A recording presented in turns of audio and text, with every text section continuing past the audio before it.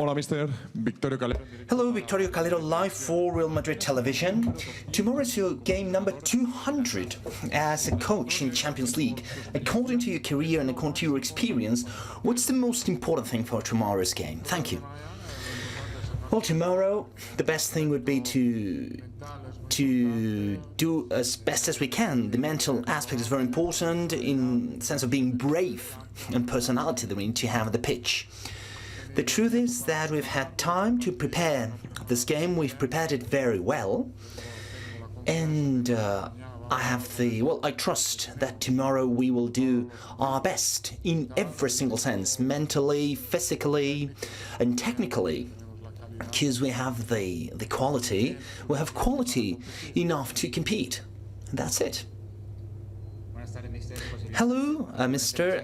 Jose Luis Sanchez for Jugones of La Sexta. One of the features of Guardiola's teams is that his players are pressing to the referee, or if they're, for example, if they have to show a yellow card. I mean, their players are very intense from a referee point of view. Do you think that they are going to use this tactic with Vinicius and Bellingham for them to miss next game? Well, I don't think so. I think that, to prepare such a game, we have other things to think about. We're not thinking of this because we have 4 players that are 1 yellow card away from sanction, and so if they can't play the second game, another one will play. We're not concerned about it. It's not a matter of concern for us. It's not a concern for tomorrow's game. Hello, Andres Rubio from Televisión Española. Could we say that tomorrow's game is one of the most attractive that we could see today? I mean, 2 very similar teams, very similar in everything. I would like to ask you, where Real Madrid is best than Manchester City? Well, I think so. Tomorrow we will see a very attractive game for the football world because we'll see a game between 2 teams. I wouldn't say similar because their teams have their different features, but they are 2 very good teams from an individual quality point of view and on the pitch. So this quality, I think you'll see a very, very beautiful game from a technical point of view. We think that we are better in some aspects, and they think that they are better in other aspects. So I think that superiority can be seen at the end of these 180 minutes. The team that is better is the one that is going to move on in this playoff. Hello, Javier Raed from Cadena SER. So are you annoyed because of that comparison of, Guardiola is a great coach and Ancelotti is a great manager? No, I'm not annoyed of it because of that. Guardiola is a great coach.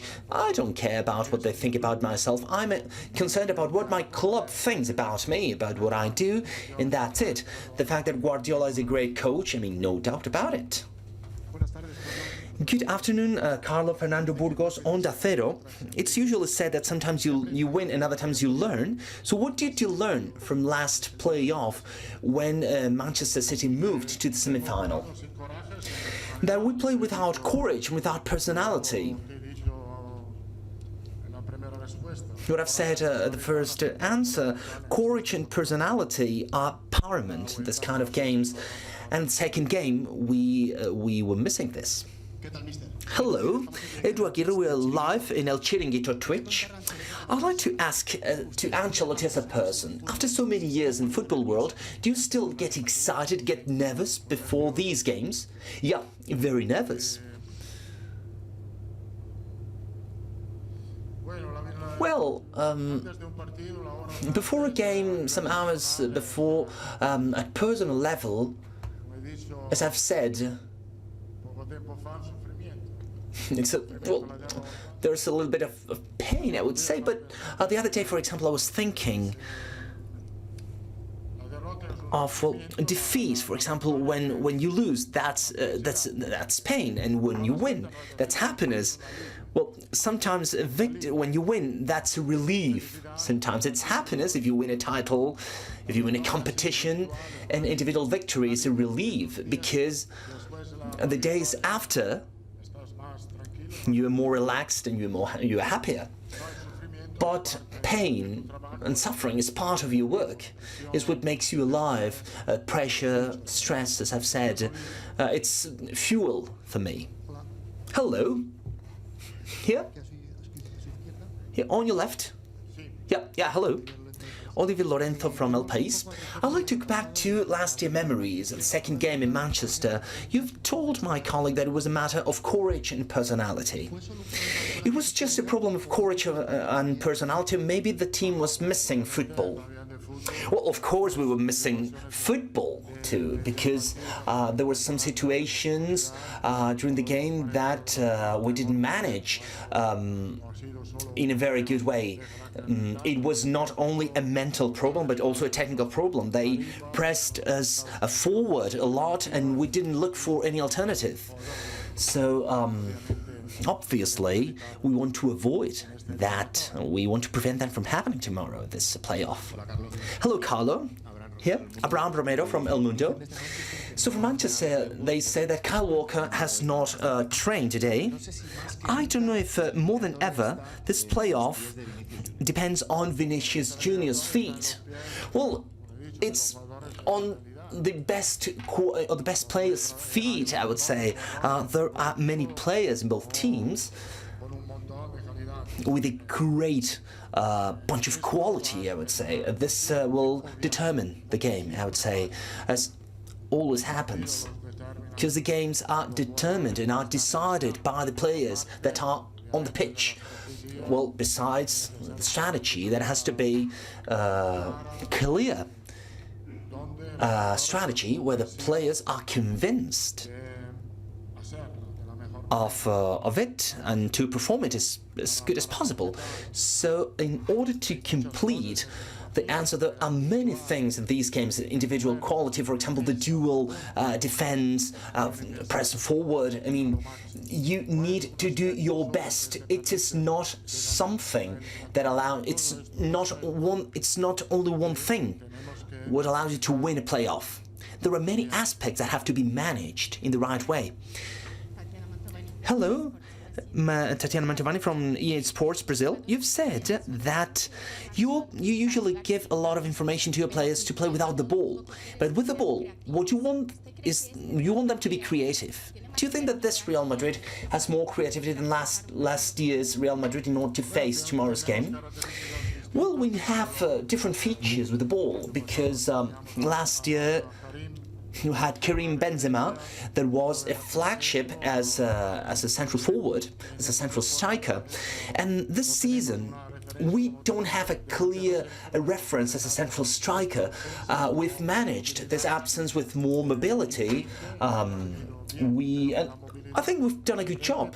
I think that this mobility is quite an important aspect for tomorrow's game. I mean, not to fix the forward positions could be the key for tomorrow's game. On the Times, Jude Bellingham's had a very good season, played in a more advanced role than we've maybe seen him before. Can you just tell us what made you think that would be a kind of a prime position for him, and how impressed have you been with him so far? Jude has a fantastic time to arrive in the box at the right time. This is the reason because he scored a lot of goals and he helped us a lot. He has a possibility because physically is really strong to do this, and so he is helping us a lot on the defensive aspect, and he's doing a lot in front with his mobility to create space, opportunity for us. Hello, Carlo. Good morning. Ruben Canizares from ABC. I don't know if during these 9 days that you've had to prepare the game, you've thought that maybe, well, including different nuances to some things that you've been doing during the whole season. For example, Camavinga to play on the left side, because last year it gave you great superiority during the second half. So maybe what you've done during the season and with the results that you're having, maybe it would not be a good idea to do experiments. Well, no, I don't think that I'm going to do any weird thing tomorrow. No, I wouldn't say so, no. I won't tell you anything.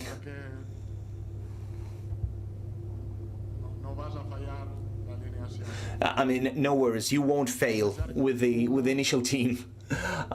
Maybe you can fail with one player, but no more. It's quite clear, I would say. Hello, Carlo. Mario Cortigana from The Athletic. I would like to ask you about that, if you have solved the doubt, if you've communicated that to the players, and if you can tell us a little bit about it.